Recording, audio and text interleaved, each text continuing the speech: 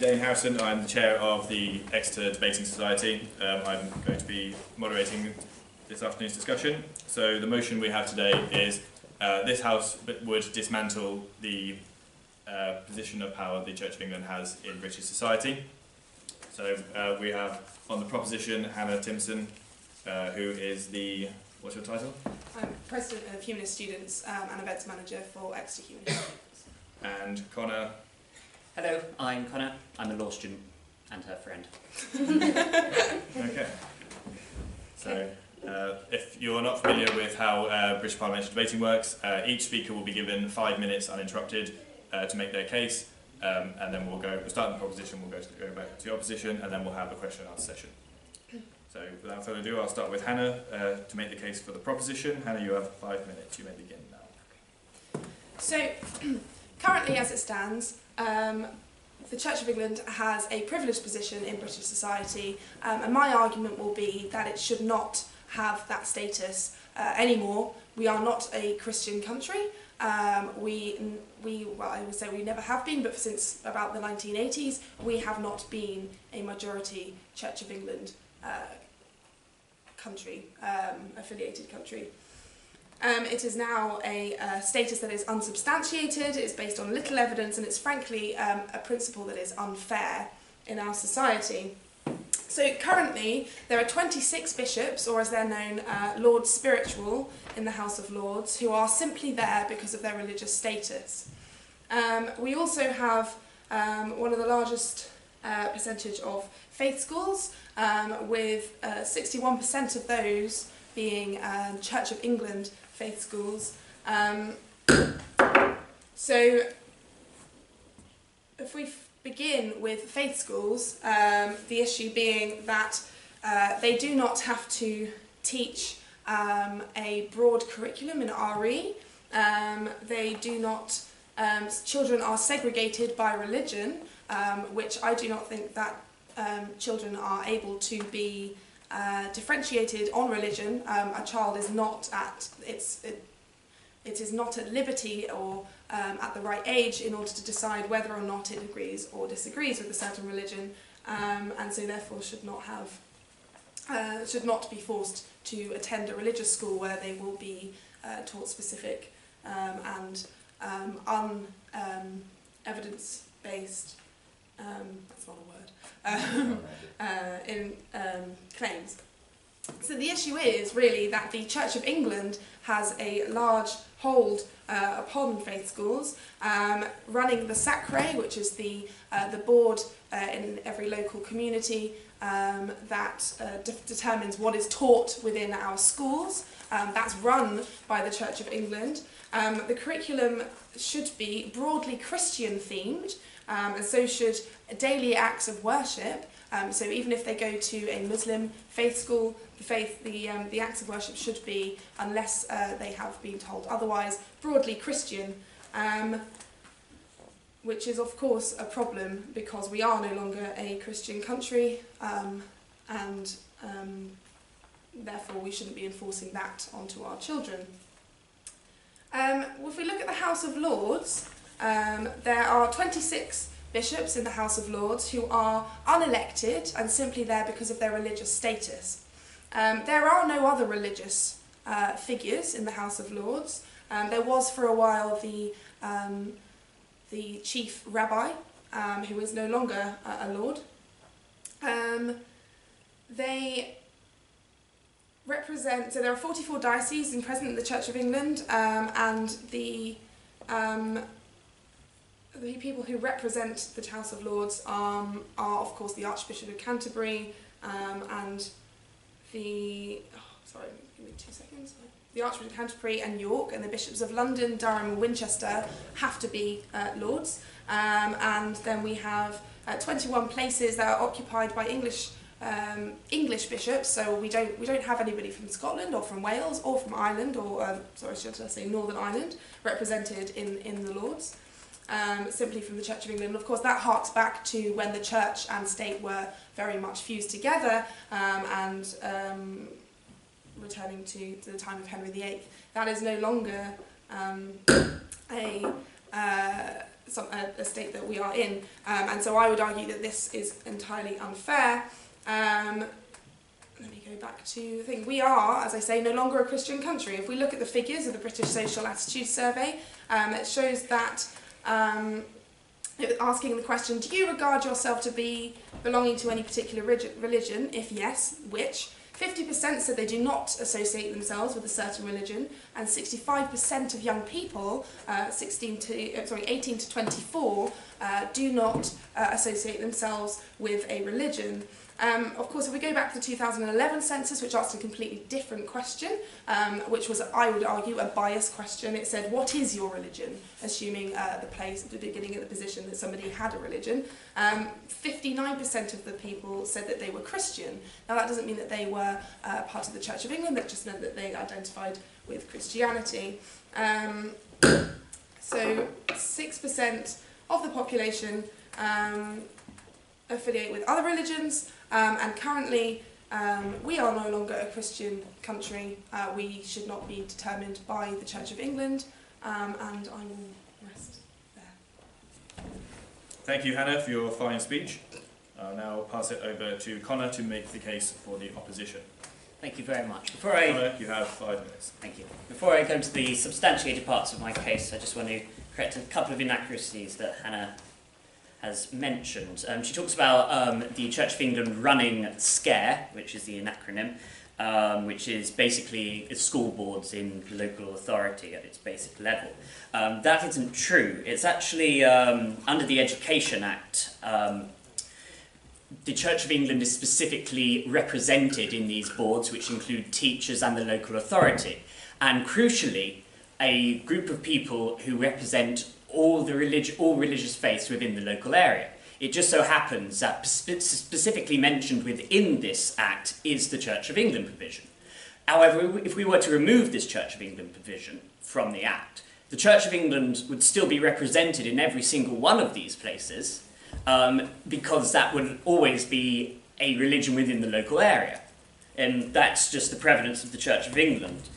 So we could do that. We also mention how incredulous we are that the bishops are only English bishops in the House of Lords. There aren't any Scottish bishops. The Scottish fought quite a few wars over that, and we bravely acquiesced to their demands. Likewise, in 1914, Wales chose to disestablish their own church from the Church of England, which stayed any rights that their bishops had to the House of Lords. So it's simply the case of the Church of England being the established church in the country, which isn't so much a religious-based argument as much as it is a political and constitutional argument. When we talk about our British Social Attitudes Survey, which has been much lauded in the news lately, we never ever mention that the sample size was 2,800 and a bit people in a country of 68 million. The censuses, however, although only 10 years apart, you're required to fill out your census forms, so that is accurate of the entire British population above the age of 16. What is an interesting point, which is to my discredit, but which I'd mention anyway, was the drop from the 50... If I can find... I'm obliged. From the 59% in the 2011 census who identified as Christian, and the 72% in the 2001 census who identified as Christian. However, the no religion aspect in this census didn't increase as significantly. It went from 15% of respondents in the 2001 census to 25% in the 2011. A much smaller increase than the decrease in Christianity. These censuses, it was argued that there was a leading question, which is, do you have a religion? Now, I don't think people are so stupid as to read that question and then go, oh, I must have a religion, I'll put Christian. It's also worth noting, but never mentioned, that in the 2011 census, the Humanists themselves campaigned with an advertising campaign telling people to vote for no religion, and the option none is the top option on the census, with Christianity below it. Now, I won't have enough time in this section of the debate to address all the issues which we have skirted around here, so I think I would like to begin by talking about the House of Lords. This is an issue very close to me. I have my very archaic opinions.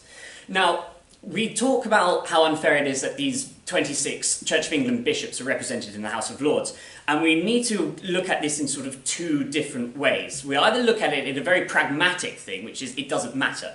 There's 801 Lords in the House of Peers, and although there are quite justifiably reasons to remove a lot of peers, it does not matter.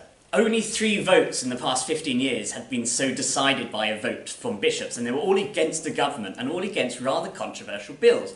Most famously was the child benefit cap, which was defeated in the House of Lords, led by bishops. Now, this isn't a Christian issue. This is an issue which is based on sort of charity and just how one treats oneself justly in society.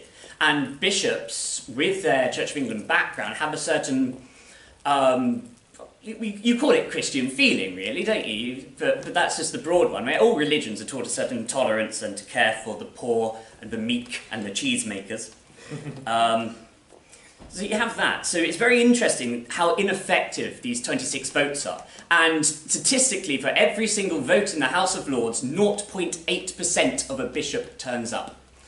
So they rarely actually appear in the House of Lords. So this is normal. Most Lords will only come in for a vote where they consider themselves very well suited for.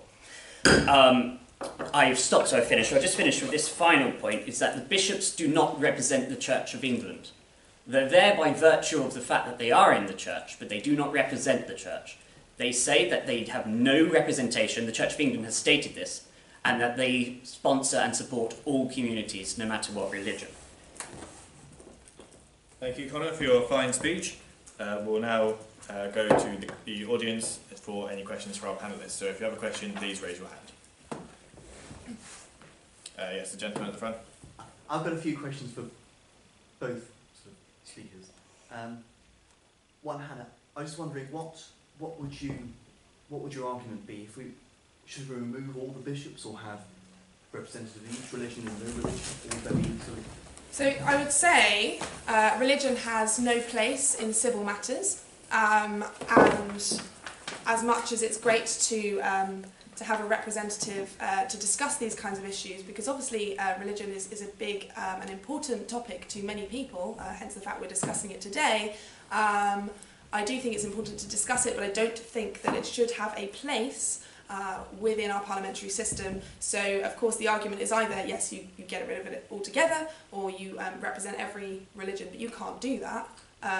You know, what about the Jains? What about the Jedis? What about the Church of the Flying Spaghetti Monster? I mean, the argument is, you know, where does it end? It's a slippery slope. That's a bad argument. But you can't represent everybody equally, and even within the Church of England, there are significant differences, and not the archbishops will not, as they say, represent everybody within the Church of England, because theologically everybody thinks differently, and so why they are ordained by God when half the country don't believe in God is strange. Can I do you want to come back on that? No, that seems like a very fair point. My issue with the keeping of bishops in the House of Lords is much more deep than just purely theological thinking. It's also worth noting that some religions won't allow their representatives in the House of Lords, particularly the Roman Catholic Church, who ordained ministers in the Catholic Church can only hold government positions at the Holy See. The issue with the Lords in the House of Lords is a constitutional issue. It dates before it dates before the formation of the Anglican Church at all. And it's simply an anachronism of a very, very old country with very, very old traditions. However, it is pretty harmless, and I think that the constitutional web that one will find once one removes the bishops might not be worth the trouble of 26 votes who turn out 0.8% of the time. It strikes at the entire relation between the crown and the state, and where all power and authority derives from. It's a very conceptual argument and probably doesn't hold too much weight in a modern day society, but constitutional issues like that can create certain instability, and we don't really think of our country falling apart into dust and fire because you tinker with the constitution. But that's because it's so ingrained now in the British populace that we are a sound country, because no one's ever changed the basic constitutional arrangements in this country fundamentally. Probably the biggest one is the removal of the Lord Chancellor as a judge, and the result of that is now that all the barristers starve. There's too much unknowns if one removes a religious aspect from a nation whose whole power derives from a crown, an unelected, from birth monarch sort of thing, and it's a rather trite argument, but you say that they are elected by God. But that's just a way to sort of round the circle, so to speak. But when the Queen is in charge of the Church of England, it seems only logical that her government, in her Parliament, in her Palace of Westminster, represents perhaps some of her other capacities, like the bishops. Yeah. Oh, Go any more way into that? I think, yeah, absolutely. So the argument is that this is tradition, and if we change it, who knows what might happen, and we might get rid of the Queen. And I might argue that actually, if we are looking to disestablish the Church from the state, then actually perhaps we do need to get rid of the Queen. But that, I guess, is another argument. Like you say, it's currently the Queen's government, the Queen's Parliament. She is also, just like the bishops, unelected and ordained by God, which, again, like I say, 50% of the country isn't sure actually exists. So how we can base our constitution, which actually we haven't got a written constitution. So as you say, Connor, potentially that might cause all sorts of issues. It's unwritten, and we don't really know what that might affect. But I do think that there is an argument for progress, and just because something has always been that way doesn't mean that it should always continue to be that way. It doesn't mean it is always the right thing to do.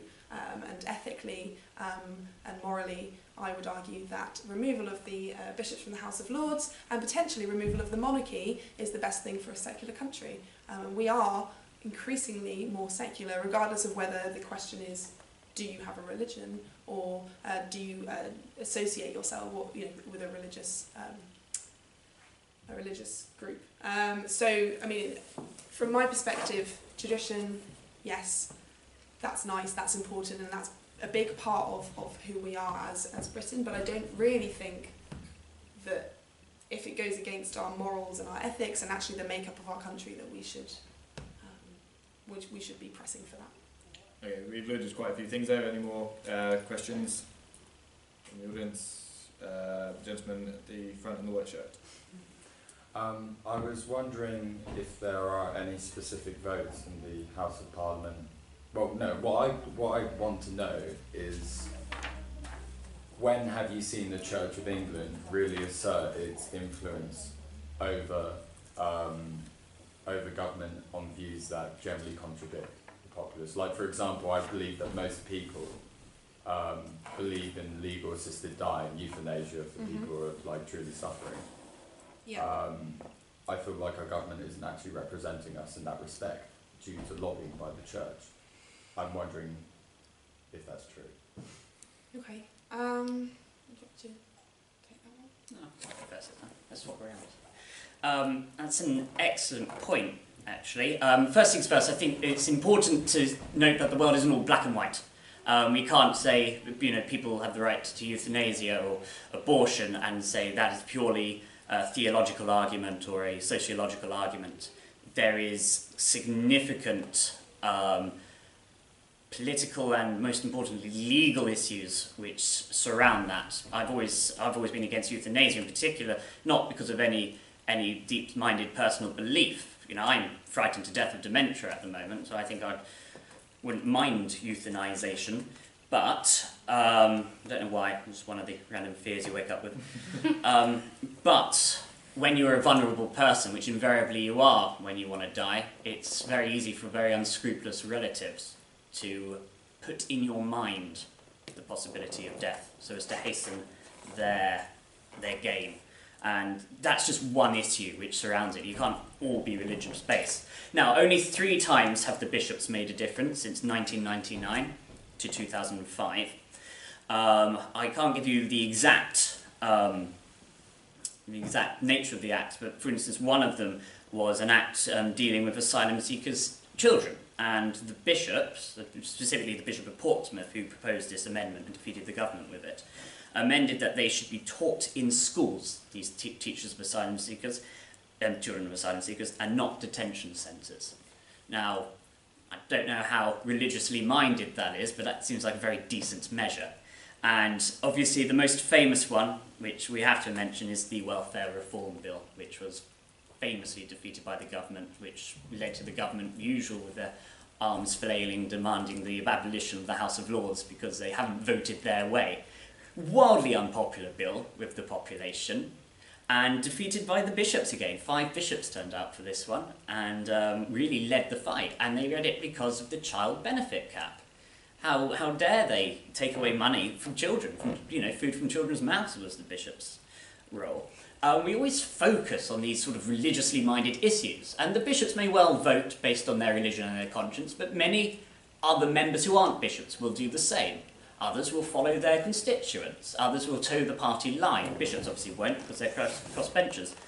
But there's so much more of a wealth of issues. You can't just say the bishops will always vote what the Church of England dictates, because, one, they don't. The Church of England doesn't tell them what to vote, they vote in their own conscience, and quite often it's in favour of the general population.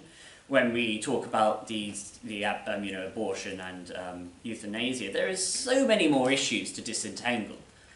And they may vote for the wrong reason, but it might go the right way. And likewise, many members of Parliament and the rest of the House of Lords may do the same. It's too much uncertainties to work out what's going in a man's mind to say, right, get rid of them, because they're voting with something I disagree with.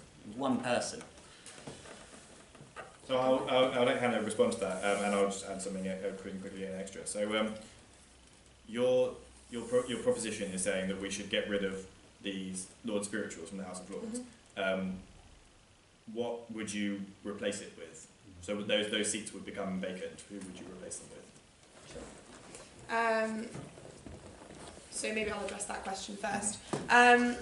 So I'm not entirely sure how the House of Lords work. I know that, as in like from a numbers perspective, I know that very often people are there until they die, and obviously that's changed recently, where obviously like the sons or daughters of the people in the House of Lords who are unelected would take over. That's obviously changed in the last few years, but actually quite a lot of people, so they are either deceased or on holiday or taking a break from the House of Lords, and so therefore, I mean, as we say, people barely turn up. So I don't actually think abolishing the bishops in the House of Lords, we don't need to replace them with anything. And that's an unnecessary sort of need, if that makes sense. We don't need to replace any religious group with any other sort of thing to fill that gap, because I feel like the politicians will argue on civil matters that are directly affecting the people that their party represent, and not from a place of faith.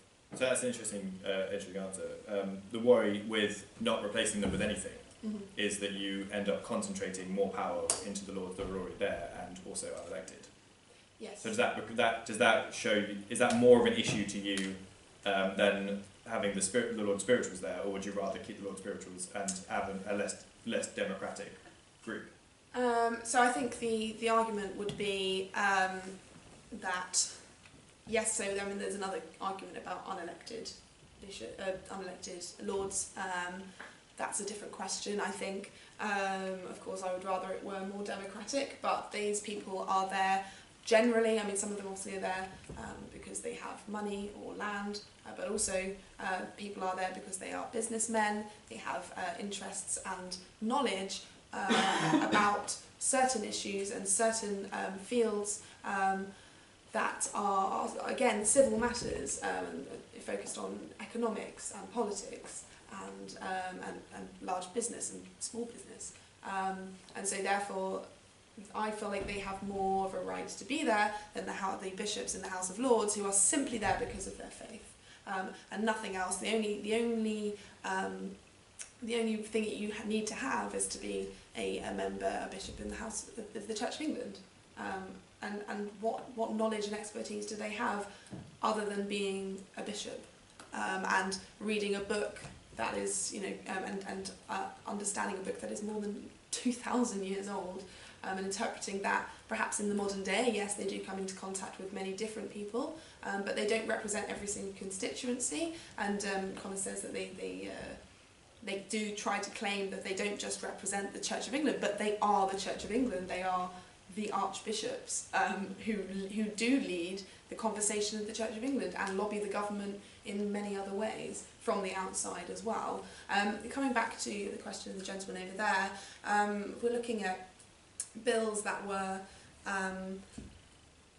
blocked or attempted to be blocked by the Church of England, and I don't think it's about, oh well, my views say this and my views say that. In fact, it's about liberalism and saying, hey, well, you can be whoever you want to be, and do what you want with your life, and I'm not going to stop you from doing that. I may not agree, I may not want myself to have an abortion, for example, but I would never stop.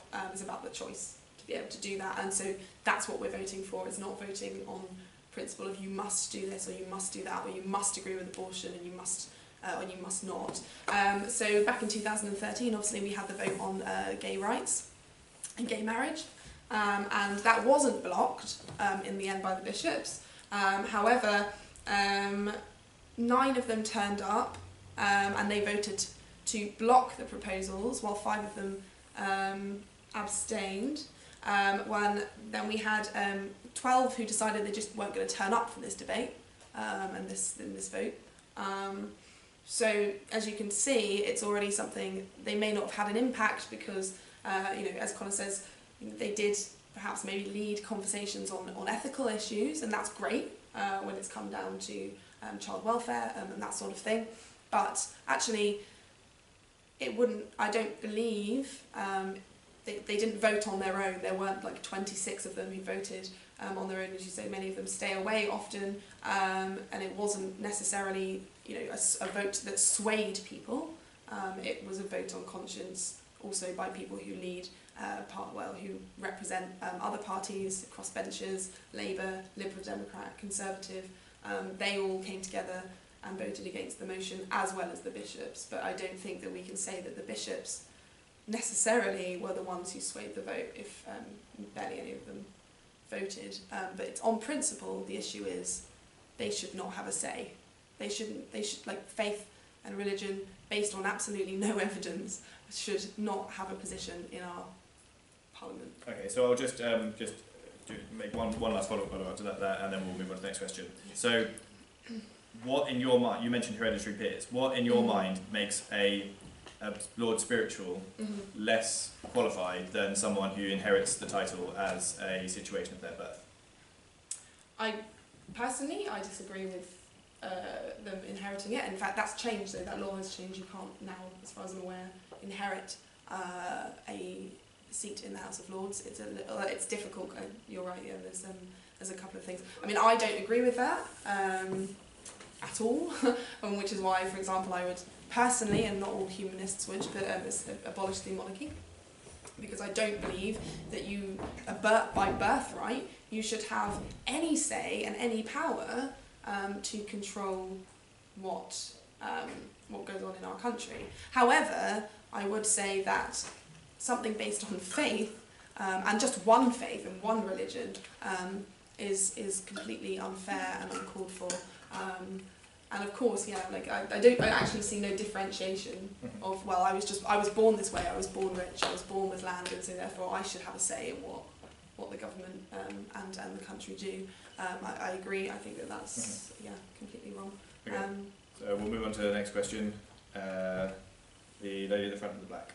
Hi. So because privilege is quite a broad concept, and the privileges that are enjoyed by the church may not only be in the House of Lords. Yes. Like, for example, the huge amounts of public money that's given to churches for repairing cathedrals or whatever. Yep. Do you think that's fair? Because other religions don't get that kind of treatment, in a society that is also quite multicultural and multi-faith? And also, is it expensive for the public? Is the privilege expensive in terms of annual, or what do you think? Okay, so I'll start with the op on this one. So we as the British taxpayer pay for church repairs. What do you think? I think if one removes the church element from it and look at them mainly as buildings, most of these church repairs would be buildings of quite a lot of historical renown. And I fancy if we were to abolish all religion tomorrow, we would still have a certain duty as a nation to keep our heritage and maintain these beautiful buildings. Quite often, churches also contribute a lot of their own funds to it. Whenever a cathedral runs in profit, it will obviously go to its own maintenance, and you have donations, etc. So it's not too much of a burden on the public purse. In fact, almost a frivolous piece of expenditure. And I think that the reason why this is much more of a prerogative for Christian faiths, particularly Church of England, other than other faiths, is because the Christian church in England has been established since, 800 AD. Whereas when we've started to see other religious buildings, it's perhaps they're not quite at the point where they have historical renown in this country yet. So maybe in 100 years' time or something, when they are, like the beautiful Hindu temple in Wembley, I'd imagine in 100 years' time would be funded a lot more from the public purse. But as it stands, it's simply a question of none of the other religions are old enough, old enough to be cared for in that way in this country. You just need to look at them as historical buildings, and it's not because you're the Church of England we're going to give you money, it's because you have buildings dating from the conqueror, Do you want to add anything to that? I mean, I would agree. I'm not in favour of just demolishing any cathedrals or churches, particularly very old ones that have been part of our society for a very long time. We're not communists. That's not what I want. I would say, yes, as Connor says, to look at them as buildings, and very old buildings and very important buildings that are part and parcel. And I would say not all humanists will agree with me on this, but I think they look at it more of a cultural and heritage perspective. And yes, we do, of course. I mean, the church, Exeter Cathedral is a beautiful building. It's got a lot of heritage, and it's falling apart. And frankly, it costs a lot of money to keep it running. I would say, and there has been a decent amount of money recently, a few million, were sent to the Church of England, the charity, for the upkeep of the churches and the buildings, which are falling apart. And perhaps they're falling apart because there are no longer the masses of people who are attending the churches. Of course, cathedral attendance is now on the rise, but that might be something to do with the fact that we are a secular, more and more secular nation, and more people are looking at us at attending church independently, more for a kind of what I would say a more spiritual experience, a more transcendent experience. But the point, as you argue about, well, what about the mosques, what about the temples? And Connor makes a fair point. You do make a fair point about the fact that these buildings aren't necessarily as old as some of the cathedrals in this country.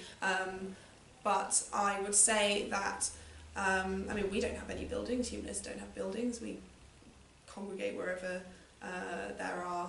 there is a place to do so, and a place and an important conversation to have. We obviously have Conway Hall in the centre of London, but we don't have a specific place for all of those kind of actions. And yeah, of course, we'd love some government money, but I also think that the government really shouldn't be paying for acts of faith to continue in this country. I don't think that they should, we as the taxpayers should be subsidising faith and religion based on any unsubstantiated claims and evidence. But of course, to the people it's important to, it will always continue, and I have no issue with that. So let me put this to you. There's 1 week there's a tropical storm and the local mosque has some major damages. Yeah. Next week the Hindu temple catches fire. Absolutely. Should we use money out of the government purse to repair them? Yes, I would say so, because they were important buildings, important to that community, and places just like the church of community, and as long as those funds are being used also to support the people in that environment, in that community, I do think yes, in that case yes. But for the general upkeep, either we divide it amongst all religions and none, or we say no, we're not going to do that. You need to fund yourselves. But I think that it's not necessarily a bad thing that we do fund our heritage and our culture, just like we do with the National Trust. Certain money goes into that, and I don't think that we should be somewhat proud of our history. So, would you like to come back on that? I think that's a pretty succinct point. But with the say the temple, the mosque burning down point, I think, as a principle, one either needs to follow my argument, which was they're historical buildings, in which case public funds, maybe local authority funds, depending whether or not they're public buildings, should go into it. But if they're purely private buildings, then rather callously, then maybe no money should go into it. But the same should apply to a brand new Church of England church. I also imagine the point rather moot, as they would all have insurance cover. So again, it's just a hypothetical world, but I've taken an argument which probably most humanists would support, which is treat them as historical buildings and not as religious buildings, and in which case you must treat the destroyed mosque as any other modern building. Okay, so we'll move on to the next question. The gentleman at the back. Hi. Yeah, just to comment on what you were saying earlier, I was going to say, isn't it sort of entirely missing the point to say that while these bishops have voted for good things, I mean, I'm sure that they are good people, we're not arguing that they're not good people, but the point is that they're unelected and they are representatives of a group, and their religious group, and therefore the other religious groups are not getting represented. And I'm sure the other religious groups' heads will have also voted in good ways. I'm sure many people would have. I know I would have.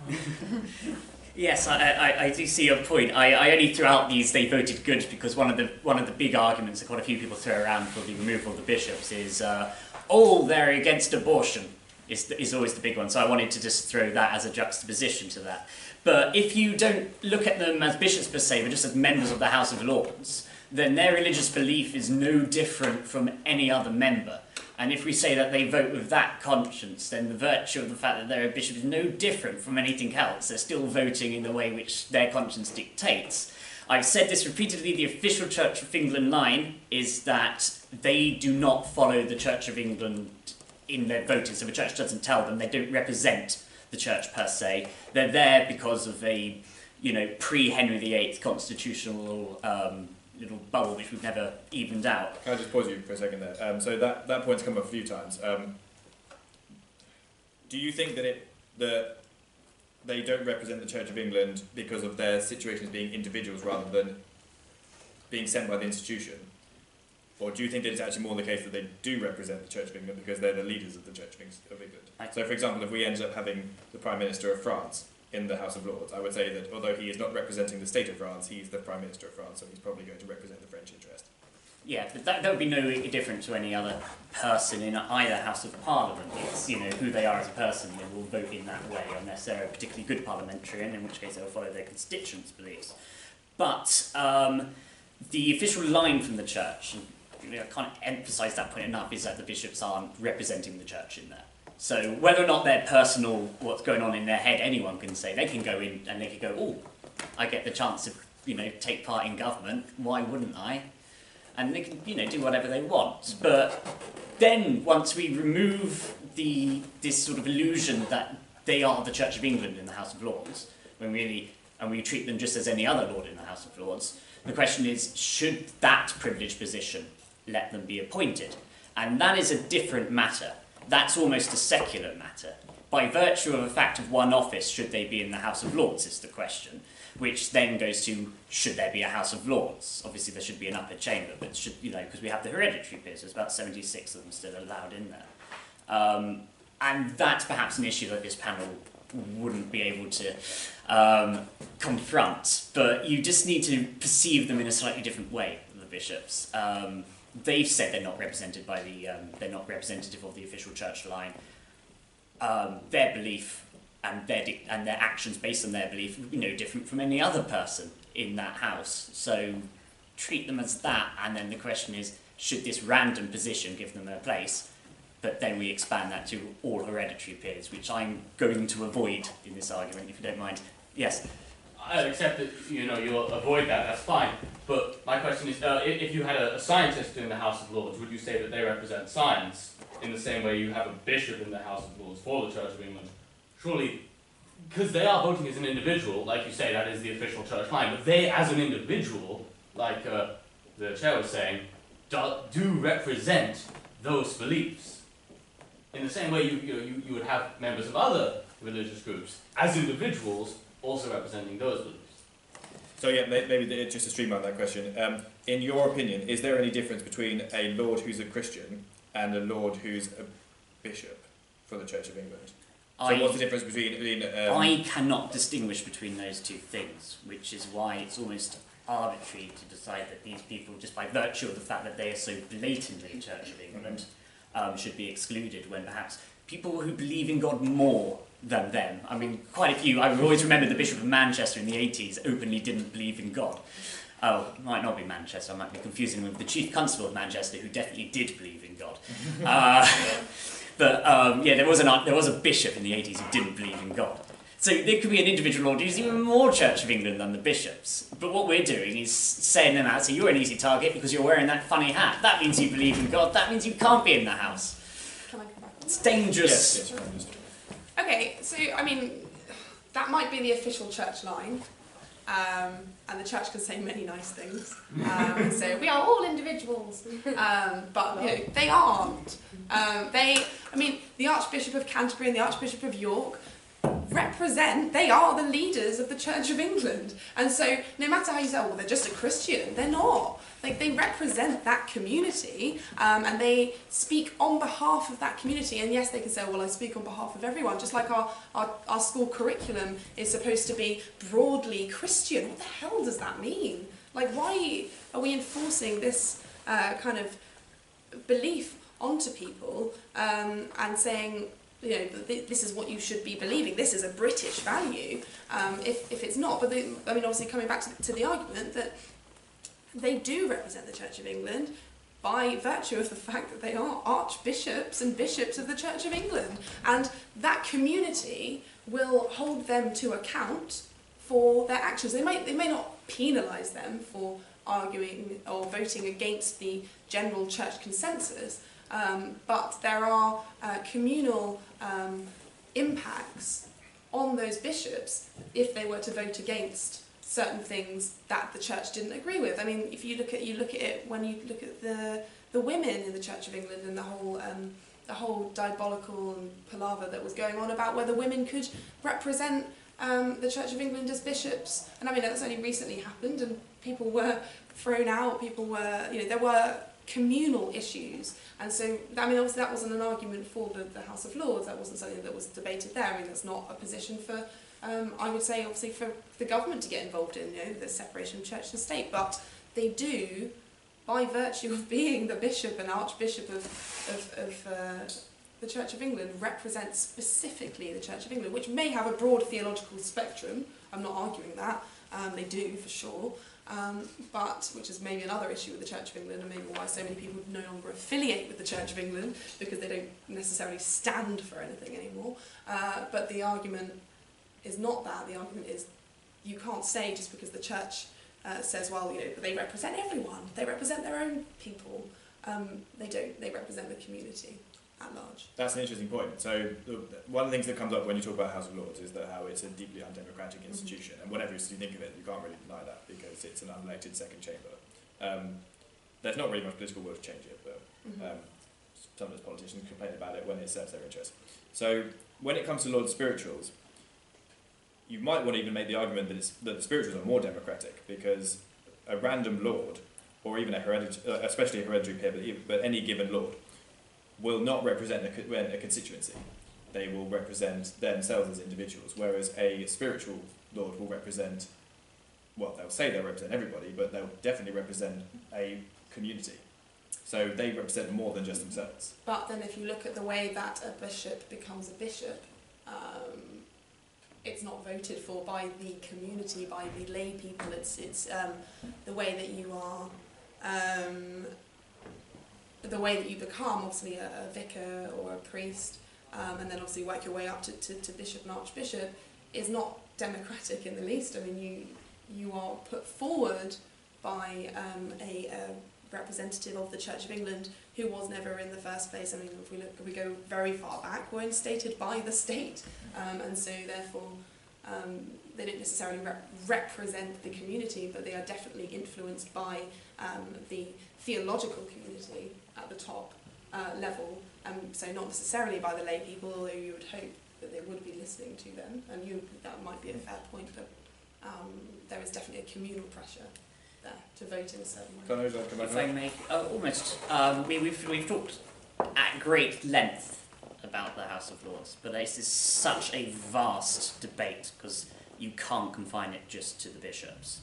And this is what we call high establishment of the Church of England, the Church of England and its interaction with state and law. I was wondering if we can move on to one of what we call lower establishments, for instance, the faith schools or another area. If that's Does anyone okay. have a question about faith schools or something not related to House of Lords? Can we have a question about MPs in general? Because a lot of them, they are elected, but they generally come from wealthier backgrounds. They've had from affluent communities, and a lot of them are Christian. That's what, they are privileged in that sense. Yeah. I think that's important before we move on. Well, if I come in on that, yeah, you're right. There is what we might say, a disproportionate amount of people within the.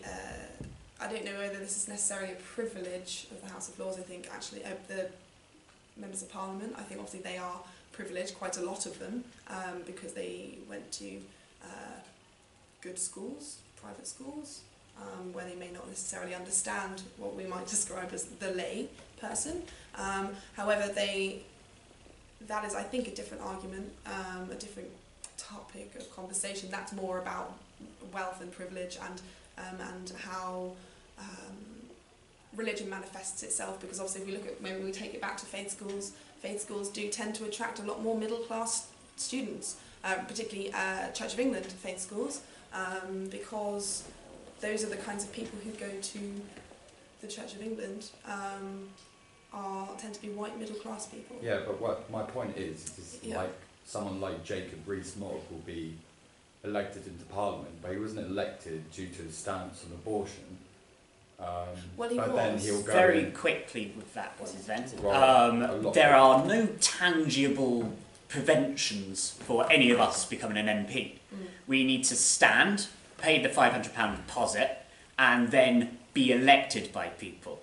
And we can't then go, oh, this is awful, these people are so privileged. We chose them. And also, so Jacob Rees-Mogg was selected out of all the other MPs. It was probably selected because he was a Conservative MP in a Conservative constituency. But you can't complain about privileged positions, particularly in a democratic position. I object to this argument in any sort of area. I really don't care. It really doesn't matter. People say, oh, judges are all white, middle class, old and privileged. British judges are the best in the world. So what? They are literally the best in the world. MPs, and you can't say, oh, he didn't get elected on his stance of abortion. Jacob Rees-Mogg is a brilliant example of this. He believes in the parliamentary system quite a lot, and my understanding is... Yeah, I think we're getting slightly off topic Yeah. From religion. I mean, if you've got an issue with your local MP, even within your own party, I've got various opinions about both of my local MPs, but then you can primary them, you can deselect them. There's all sorts of mechanisms for you to change your local MP or your local party representative. Not an awful lot of it has anything to do with religion or the church and society. I do get your point there, and actually maybe that does take us back to faith schools. And obviously people who come back to private, who go to private school are more likely, as far as I can tell from statistics, to, well, actually no, I don't know if that's true, but to hold religious affiliation, or at least to have come from that background, perhaps not necessarily holding it. themselves. But that does obviously maybe bring us back to faith schools and the fact that they hold quite a lot of sway in the way that we bring our children up in this country. But it also seems very obvious to say, from your point, that money is more important than where the rest of it. I just think it's weird for a white man who's out of touch to force his beliefs on women's bodies due to what he believes, his religious beliefs. Well, white out of touch men is most of Parliament. So yeah. I don't know. But even so, I mean, in terms of forcing their beliefs on women in Parliament, or trying to, I don't think women voted for him for that reason. Yeah, I think that's a different topic. Well, that's something that the people of Canterbury can decide. Are there any more questions? Right, the issues with faith schools. Yeah. Yeah.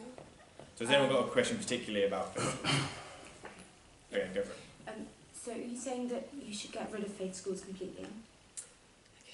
Because if you are saying that, then don't you think that if a parent wants to send their child to a faith school because they want them raised in a certain religion, then that should be their prerogative, because the state still, there's still certain things that faith schools will have to teach children.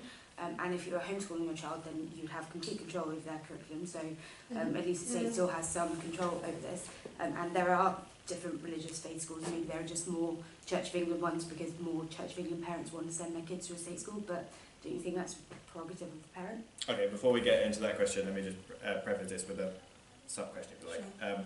So, when we're talking about faith schools, do you specifically mean public schools, or do you mean private schools as well? So, right.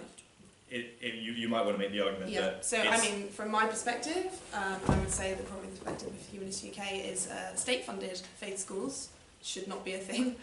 We shouldn't be putting public money, into the furthering of a religion or a faith, particularly onto young, impressionable children and young adults. I'd say, perhaps at the age of 14, we might say that you are able to reason and start to think for yourself. However, if you are always constantly surrounded by one particular religion or one particular group of people who believe a certain thing, you are less likely to really question effectively, or be able to question effectively what you might, what else might be out there, and what the truth really is. And so you're in a bit of an echo chamber in that perspective. So, I mean, if we look at state faith schools, they are able to take up to 50%, and they were trying to raise that cap to 100% because of the Catholic Church wanting to have 100% Catholic school of children in Catholic schools. That obviously has been lobbied back by people like Humanist UK and other charities, saying, well, this doesn't make any sense. This is segregation of children by religion simply because of their parents' beliefs. And I would agree. Perhaps the person that we've had argue this point is Richard Dawkins, who has said that this is you cannot say you wouldn't say my child is Labour or my child is a socialist, my child is a conservative. You wouldn't say that because they're not at the age where they can reason that, but they are therefore able to reason. We assume that because they are on faith and religion, because perhaps it doesn't take very much. We don't think of it as a complicated subject. It's just well, you must believe this. This is the right way. This is the truth, and perhaps we should be teaching our children to think critically and not just enforcing certain beliefs on them. And of course, like I say, it's about segregation. We wouldn't do it on race, we wouldn't do it on politics. Well, why do we do it on religion? And the Church of England holds monopoly, as we say in the Sacre. So Connor has argued that obviously with the Sacre, if you removed certain privileges, then yes, of course the Church of England would be represented, and that's absolutely fine. In fact, I think that's brilliant that we represent the faith community and the non-religious as well. I mean, humanists have fought for a very long time to be able to put on the panel, and even in most Sacres we don't have a vote to say, yes, we want this to go onto the local syllabus. We do in Devon. Devon's pretty good, I'm pretty certain. But we don't have it in other parts of the country, and that doesn't make any sense. But it's not about enforcing religion. It's not about that. The point is it's about encouraging and allowing people to learn and tolerate and accept one another, and to think critically. That's what I think RE should be for, not for furthering faith, and I don't think state money should be going into that, and it is compulsory at this stage. But private schools can do what they like. And private schools is a little bit more complicated. Obviously I would argue that was not a good thing, and that you shouldn't again be segregating children by faith, regardless of whether you have money or you don't. But private money is private. Private schools segregate people by wealth, so... And they do, absolutely, and I don't agree with them either. But not everybody will do. But private schools are run by private money, and so from that perspective, you know, people can do what they want with their wealth. But I don't agree with private schools in general. I think, again, yes, they segregate by wealth. I think that our children should be learning a syllabus which is wide and diverse and meeting other people, and of course are difficult in different parts of the country, because I mean, like say down here, the Jewish population, for example, is not very big. We only have one synagogue for the whole of the southwest. However, so the likelihood that you're going to bump into another Jew is probably a difficult thing, and I'm not going to say, well, let's force everybody to do this, but I don't think we should then collect all of the children whose parents are perhaps Jewish or Muslim or Christian and put them into one school away from each other and say, well, now you're supposed to get on the minute you get into the rest of the world. That doesn't make any... How does that work? Because you won't see the other people as a human being, another human being with the same needs and wants and desires. And that's the problem with faith schools. Okay, Connor, I'll let you come back on that, and I'll throw this spanner into the works as well. How do you feel about the difference between religious schools and single-sex schools? Right, we'll do that one last first. Okay. That's fine. First, do not get me wrong. Education and the way it's set up and administered in this country is dreadful. Not so much the quality or standard of teaching, I'm not going to do that boring one, but what schools are and how they exist. There's like 6 different types of schools which are all governed in different ways, subject to different levels of government control, different admissions procedures. It is an incredibly complicated, typical of this country, that we do it in such a way that no one can understand it, so we can't ever change it. We're actually, it's worse than Hannah says, the admissions. Now, the government wanted to cap, so only 50% of admissions can be discriminated for in favour of religion in faith schools. But at the moment, although it's just under 50% in the Church of England faith schools, which are discriminated, 49.7%, Catholic secondary schools discriminate to a percentage of 99.8%, according to the Fair Admissions squiggle. So that's bad. That is bad.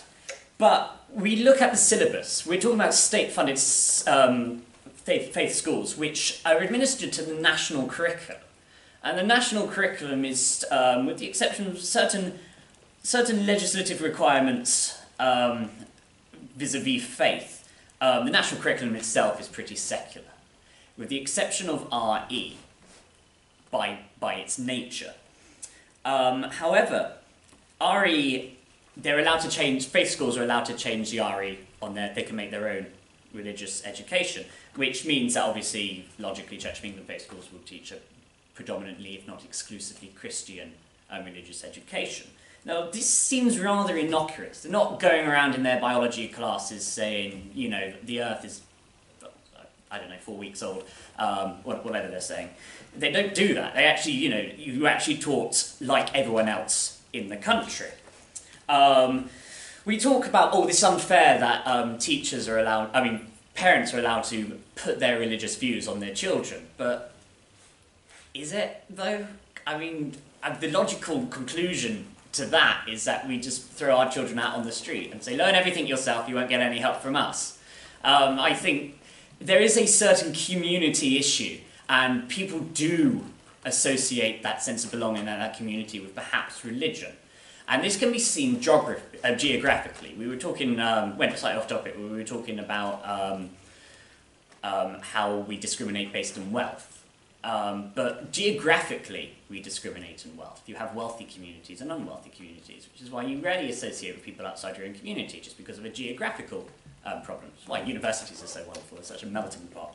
But you have you see communities, and London's an excellent example of this, where religion is predominant in one area. Take Wembley 40 years ago, it would have been all Catholic because it was all Irish. Now it's a predominantly Hindu area. Southall is predominantly Muslim because it is a predominantly Somali area. Look at Brick Lane, and it's all Bangladeshi, so that would also be Muslim.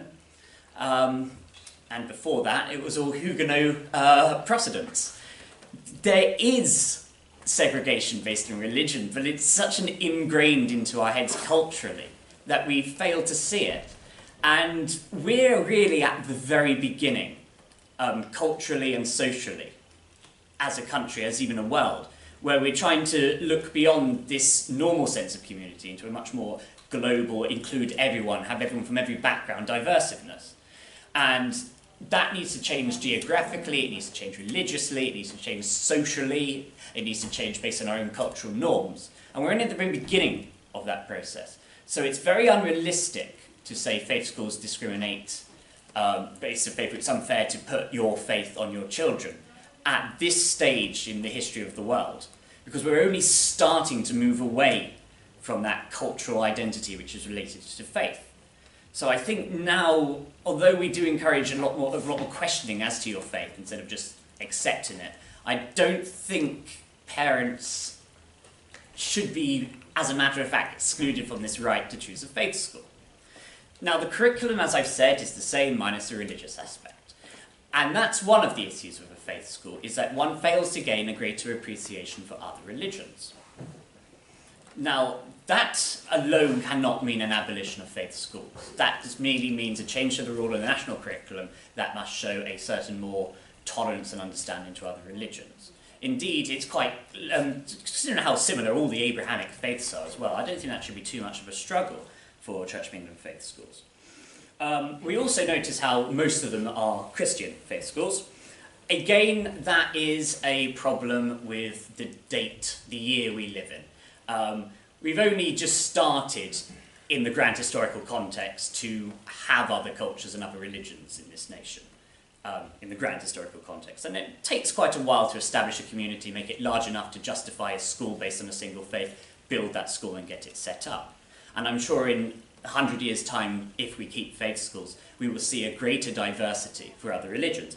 At the moment, of state-funded state schools, 68% of them are C of E, 50 are Roman Catholic, there are 42 Jewish, 12 Muslim, 3 Sikh, and 1 Hindu. Although there are 700 unregistered Muslim schools in this country. So you already see how in other religions it's starting to take up. And this is the great conservative principle which has been extended to education, which is choice. A parent can go, I can choose to educate my child in a faith school, or I can make him do the 11th plus and do a grammar school, or I can fork out all of the money in the world and put them into a public school, or I can, I can do whatever I want and within my catchment area. And the more schools, the more choices are. That's not a bad thing. Having state-funded faith schools in that respect is good, because not only will it encourage that diversity, it will also limit the impact and the teaching of faith in schools with the imposition of the national curriculum, which is actually quite a healthy one than to just leave faith schools to fend for themselves without government intervention, where a lot more dark ages sort of approach to religion may possibly be taken. The difference between a religious school and a same-sex school, we already begin first with our 50% of this discrimination cap here. It wouldn't be a same-sex school if there was no discrimination. So we already have a difference there. And if I'm honest, I cannot see a benefit to a same-sex school. We are pretty evenly divided between genders, and for all we say and how similar we are in the modern age, we are very different creatures, men and women, just biologically and in how long it takes to get ready. For instance, 2 or 3 hours for me, whereas my girlfriend takes 5 minutes. Actually, no, that was a lie. So do boys and girls have different jobs in your house? Yes, I do everything. So I don't think there's enough research. I don't know, and I know I'm shooting myself in the foot with this whole same religion school. But the point of a faith school isn't, oh, let's have people with same religion in this school. It's so much as, let's have a school with a sort of basis in this faith, in our education, in our beliefs and in our pastoral care, for instance. Same-sex schools is pure discrimination for an arbitrary purpose. At least even if it is discrimination in religious schools, it's not so much an arbitrary purpose as it allows you to take a certain approach to education, a certain approach to care for children. And most importantly, as I had said, you have this sort of cultural homogeny in the school, which may not be a good thing, but as we're only beginning to become less homogenous as a culture, perhaps this is more of a debate for another 100 years when we say what's the point in faith schools. We've all evened out now. But until then, you have a certain cultural identity, particularly a familial identity as well. You're in a faith school, and I imagine all your family would be in that faith as well. So you're much more closer to your family if you were taught in that one. You have a approach to religion which is founded on the education. So that sort of conceptual. And you have perhaps not as much arbitrary discrimination as one would in a same-sex school. So although I don't see the point of same-sex schools, they don't seem to do much harm, minus perhaps limit certain interpersonal skills, which is normally remedied after sixth form college or university anyway. I think. Okay, that's a very good and holistic answer. So we'll take one more question from the gentleman right at the back there. Yep, you. I'm a teacher myself, and it's interesting that the conversation is not focused at all yet on the rights and point of view of the child. So we've spoken about, okay, the parents should have, it's their prerogative, it's their choice what they do with their child. What about the child? If you go to a religious school, and faith schools are on a spectrum, there are some very extreme, some that should be shut down and do get shut down, and there are some that are very secular and invite Hindus and Sikhs to come and speak at their, and so they exist on a spectrum. But if you go to one that's, say, centred to the more extreme version of, I've worked as a supply teacher, and I've been in many schools and witnessed RE and the teaching of different subjects, but it's always through a prism of that faith.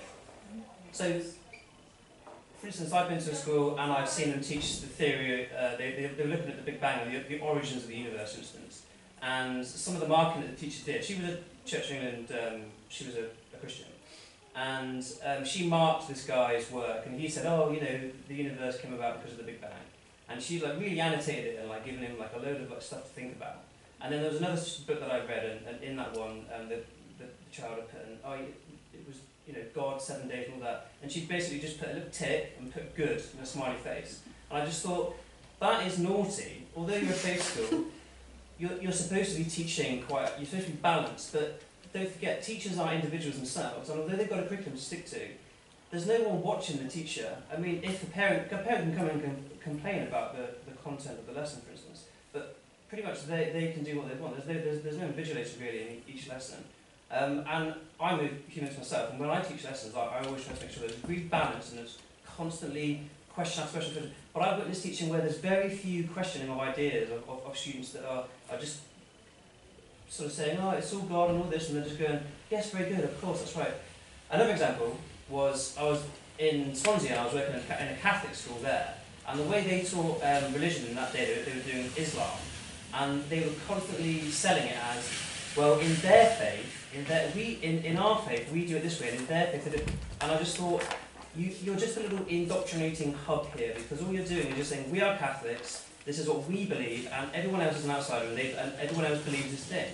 And there were no Muslims in that school, it was all white Swansea Christian children. And I just remember thinking, this is a place, this is such an important time for a human being, because this is where they develop their worldview, the whole foundations of the way they're going to look at the world, the way they're going to identify in themselves, the way they're going to have relationships with people in the future, is all going to be built on the foundations that they learn in their early years in school. And if you have adults who are your role models, who are all of one type, your worldview inevitably is going to be channeled down that way. I just think faith schools should be allowed, but the state should not fund them. So the state should be secular. If your parents are religious, you're going to get a religious upbringing anyway. The state should offer a secular place for education where you can be introduced to alternative ideas. Because if you go to a faith school, like I said, if it's more extreme, you're very unlikely to get a diverse set of things to grapple with. And I think that's why I would be on Hannah's side of this and say that faith schools should not be funded by the state. The state should be secular in all matters, and they should provide an education system that is fully inclusive, and you should have children from all backgrounds, all religions in the same place. They should learn that they should be integrated in that way, and that there should be the consistently swapping of ideas. And there's likely to be clashes. There's likely to be religious people who come in and go, well, I don't want my children in. And I'm sorry, but you at some point you just got to say, well, okay, you can either take your child out and you can educate them privately, you can educate them at home, or you can do your religious education in the mosque at the weekend, or in the synagogue at the weekend, or like, I mean, I don't know what Hannah wants to tell about her background, but people go after school every night, and you can do that as well. I just think the state's job should be for balance, and it should be for quality, and there should be a mixture of ideas, and we shouldn't have these hubs of indoctrination, which many of them are in subtle ways or in more extreme ways. So that's my contribution. Do you want me to pick up on that? So, I mean, of course, I would agree with everything that James has said. It's difficult because there are, of course, some faith schools, and actually a lot of the Church of England schools, if we're talking about the Church of England here, that are relatively liberal, relatively open. I mean, in London, for example, you are more likely to come into contact with people of other faiths, of other culture, and so some schools, of course, like they differentiate on location as well as religion, etc.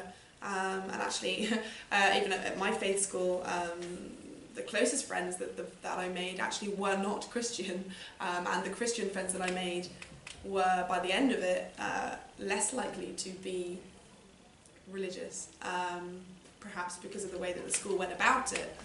However, yes, you're right, there are illegal schools, many illegal schools, and you say, well, 600 Muslim schools that are, or 700 Muslim schools that are not unregulated, but regulated. Legal. Yeah, but there are obviously, so Humanist UK have recently had struggles with trying to close down illegal Jewish schools in certain areas of London, where, I mean, so I have a friend who literally didn't speak English until he was 18 years of age. And of course, these are the extremes. These are genuinely extremes. However, it's worth saying as well that generally Christian schools are quite moderate on the yes. whole, whereas there are far more extreme, in inverted commas, Jewish and Muslim schools in this country that will, for instance, in exams they will cross out anything to do with evolution, and they will give students tests on like creationist theory and things like that. So we don't allow creationism in the science classroom, but we do allow creationism to exist as part of a kind of religious education, which is very confusing for a student because they're like, well, hold on a minute, I'm being given two things here, and they're not compatible, and what am I supposed to do with that? You can't. I think it's very sad that we give maybe a 7-year-old this dilemma when the evidence and facts are so in favour of science. In this respect, we should say this is science, and this is what people who are religious believe, which is not always done, as I say, in these more extreme places, because it's sold almost as though this is the way it is, it's our way, it's the religious way, and there's the science stuff, by the way, and the science teachers quite often, I don't know if you've seen that Richard Dawkins documentary, where he asks the science teacher how she would explain to her student why we are here, and also there are other apes here. How is that? How can? And she just had this blank face, like, oh, I don't know. But she's a secondary school science teacher that should be teaching evolution. She couldn't even answer that most simple question. And that sort of is an indication of how these schools are able to just sort of get by giving a very, very, very basic scientific education to students, but a hugely religious, heavily religious education, which basically says, okay, religion is the true thing. This is the way you're going to believe. Oh, there is this science stuff. But I wouldn't worry too much about it. I don't really know how to teach it myself. Just don't really, and that's, you might call that child abuse in a way, because you're preventing children from having a solid education, and you're in a way you're stopping them from having certain careers in the sciences, which are going to be so important in the future as well. So I think there's another argument actually. Okay, so Connor, I'll give you a chance to come back just if you've got any final thoughts, and then we'll do summary speeches, and then we'll do a final vote. Loads of points there. Just pick two. So we talk about perhaps some of the more flagrant abuses by some teachers in certain schools, like you say, in the crossing off of anything to do with evolution, etc. Now, I'm going to have to sort of shy away from that issue in so much as saying that's not allowed. So there's regulation to prevent that, and that it happens is more a failure of regulation than it is itself a reason to pull down an entire system. I'm sorry, I had to shy away from that a bit, but that just seems like it's obviously a problem indicative of faith schools, that you would employ people who are obviously stronger of faith than you would regular teachers. Yeah, but the point is you don't get that in secular schools. No, but Virtually no. Well, we don't have time for replies. Sorry. No, but that isn't a problem indicative of it, but that's what regulation should solve, as opposed to abolition. Obviously would solve it as well, but you try to think about the rights of actual really religious people as well, which always need to be catered for in the country. We talk about also this in your Catholic school example, with sort of them and us mentality. We do this, whereas they do that, I think you said. Now, again, we're looking at individual teachers here who may not be as excellent, and again, we have regulation reports to solve that. But I'm not convinced that that is an awful teaching. It isn't a very good teaching method, but I don't think it's obviously it teaches them Roman Catholic faith. But given that I was saying that these Roman Catholic schools almost exclusively discriminate based on that faith, I think that seems that will happen anyway, as you said, in churches and outside of school. And as long as they are teaching us about them, you can gain a greater appreciation for other religions. We talk about the rights of the child as well, that we need to consider, instead of just saying the parents shoving them into a school. Trouble is, when the parents make that decision, our child is very young, and if we were to truly listen to the rights of the child as comes out of the child's mouth, it will be, I don't want to go to school, in 90% of cases. Children don't have any culpability. Sorry guys, how much longer are you going to be? Because there's an event outside, so we have to get people in. We're just wrapping up now. Thank you very much, sorry, thanks. Yes, yeah, so I think that at the child's age when they have to choose their school, I don't think that they can be trusted so much to think for themselves, and when we choose a actor to act for them in their best interest, I'm sorry, but the parents is quite obviously the best, in most cases, the best one. Because parents unfit, the state will step in, but that's expensive, time-consuming, and normally ineffective. So the child is in the best hands in their parents in most cases. We talk about not funding state schools, let them happen, but don't fund them. Trouble with that is we can't justify state control if we don't fund them. They didn't used to be funded. It's only recently that we started funding them. That's the payoff. That's the current legislative payoff is we give you the syllabus and we give you some money as well. I think quite a lot of schools would close if they weren't paid for, which isn't necessarily a bad thing, but I think creates a series of knock-on problems, and I would imagine that teachers at those schools would still need to find jobs, which would probably be teaching. And so we have the same problem where the teacher imposes their beliefs on the child in a secular school. We have probably slightly more of an unsympathetic headmaster in that school and board of governors as to that kind of marking, but it can still happen in the confines of a classroom. I would imagine quite a lot happens without knowledge in a classroom.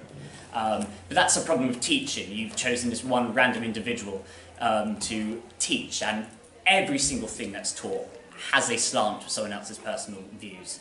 And I think we only realise that quite late in our lives, that we need to look at this with a certain scepticism. Generally speaking, it's weird because it's always considered that the quality of teaching in faith schools is better. But There's perhaps... a reason for that, though. Yeah. Yeah, because of Middle our class. middle class bias that we say. Yeah. But then again, that means we can't trust any. Yeah, we are very much about to get kicked out. So, do you guys want to do summary I speeches? could do a quick, yeah. Okay, so we'll do a 1 minute summary speech from both sides, and then we'll do a final word. Okay, so I'll start with Hannah. You have 1 minute. Okay, to summarise, I think the Church of England has far too much power in this country when we look at these statistics, regardless of what the question is asked, whether it's 25% of the population that don't hold a religion or 50% of the population that don't hold a religion. The point is the Church of England no longer has a president in this country, and so should no longer dictate our laws, should no longer have a massive say in the way that we bring up our children, should have no longer have a say in the way that this country is run. In general, I would rebut the idea that that parents are the best people to decide what happens to their children, because actually at the end of the day we are all flawed, and we have different issues. I'm not saying that the state is perfect, but the state is made up of a bigger group of people and experts who know what they're talking about, and parents simply do not know what they're talking about to the same level. And so therefore I do think that we should get rid of the control that the faith groups have, particularly the Church of England in this country. Okay, thank you, Hannah, for closing the case for the proposition. I'll pass over to Connor to close the case for the opposition. You have 4 minutes. To disentangle the state and the Church of England is a massive process. As we have just touched on 2 issues, you can see that from the highest heights of our laws all the way down to the lowest menial decision that a parent has over her child, the Church of England has entangled itself. It would take not only cultural changes, but legal changes and changes in perception and in society to properly disentangle. And frankly, we as a country are not quite equipped for that yet. As I've been saying, we are in groups which are based on religion and heritage, and that cannot change. And the Church of England, although we say it has declined in numbers, is still, in terms of how we think, still very much part of our minds. Our laws are very Christian. Our legal process is Christian. Our outward Western philosophies are based on a certain degree of Christianity, save Nietzsche. And finally, but not least, the state is the most ineffectual thing in the world. Parents are so much better because they can come to quicker decisions. Okay, thank you very much. So if you oppose the motion, please raise your hand. And if you oppose the motion, please raise your hand. Okay, the props have it. Right, so are we continuing the discussion anywhere else? Are we done? If people want to go to the RAM or whatever. Okay, so there is something happening in the RAM, and just a quick plug for DebSoc. We have an event tomorrow at 7 PM in Newman Blue. It's This House Would Decriminalise Sex Work. There's porn stars and stuff like that happening. So please do come along. Thank you very much, everyone.